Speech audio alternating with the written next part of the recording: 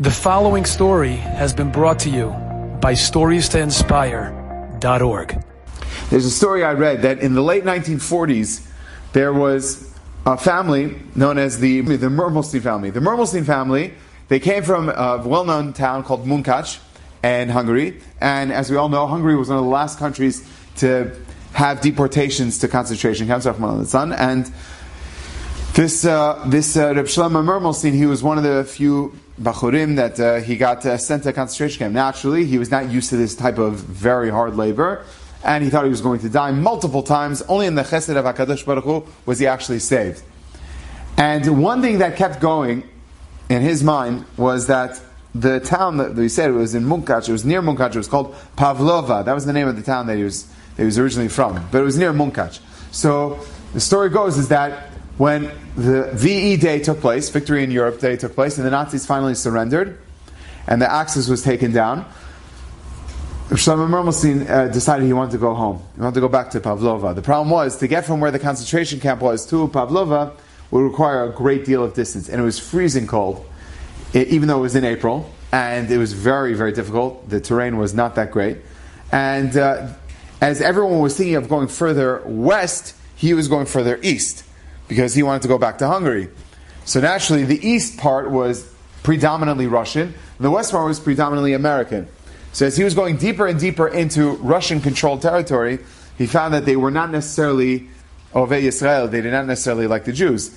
And he figured the safest route would be for him is if he kind of went incognito and just more or less went on the low and avoided roads or would go to like off the beaten track places. But the problem was when he would get to, let's say, the night and it was freezing cold, he needed a place of shelter, a place to sleep.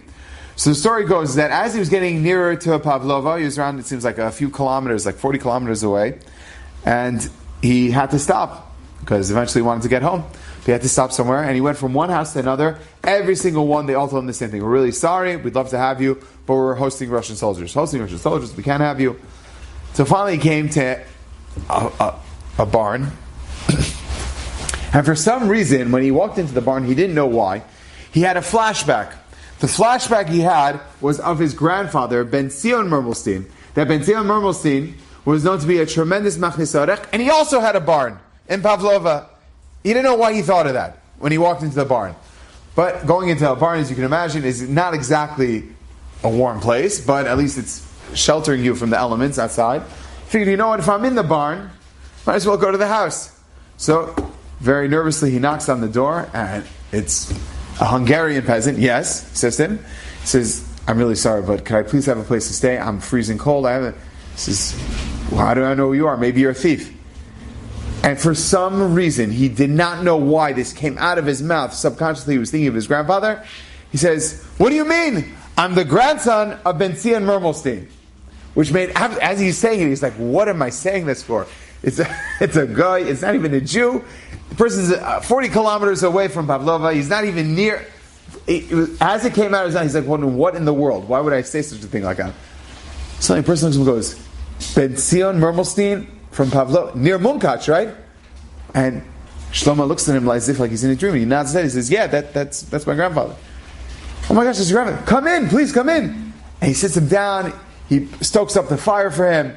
He gets him a nice drink of water and some fruit and everything like that. He says, excuse me, sir, what's going on over here? He says, I have to tell you a story. He says, your grandfather was a truly righteous man. He had a barn, and every time I would come to the fair, and I would go on foot, and I was freezing cold, your grandfather, who would see me, just a common person, going from the fair back and forth, he felt bad for me. And he told me, listen, I don't know if you feel comfortable coming into my house. I said, no, I don't. He says, if you want, you could stay in the barn. I stayed in the barn, and lo and behold, I got a knock on the door, and he'd give me whiskey, he'd give me cut up fruit, he would just make me feel at home. He says, here, if you need a blanket, I have a blanket for you. Here you go. Whenever you're ready to leave, you could go and leave. And when you want to come back, just let us know. This is your place. Your grandfather made me feel so good about myself, and he showed me he cared. If you're a grandson of such a person, I want to let you know, he inspired me to be a human being, and I want you to sleep in my bed. And this person would not take no for an answer. He insisted that Shlomo sleep on a bed, while he, the farmer, slept on the floor. All in the zechut of what? His grandfather. His grandfather who inspired a poor Hungarian peasant to feel like a human being again.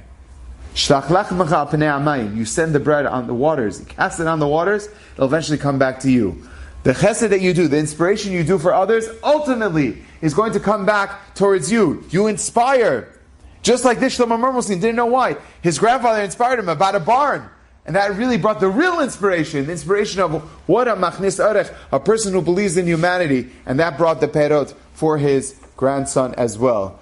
And Rabbi Shlomo Morgenstern, when he got out and came to America, he said that was one of the reasons that led to the impetus for why he was one of the biggest people, askanim, that were involved in Bikur Cholim. He says, because my grandfather set the stage of what it is to look out for humanity, and I want to do the same thing as well, regardless of their affiliation. Enjoyed this story? Come again. Bring a friend. StoriesToInspire.org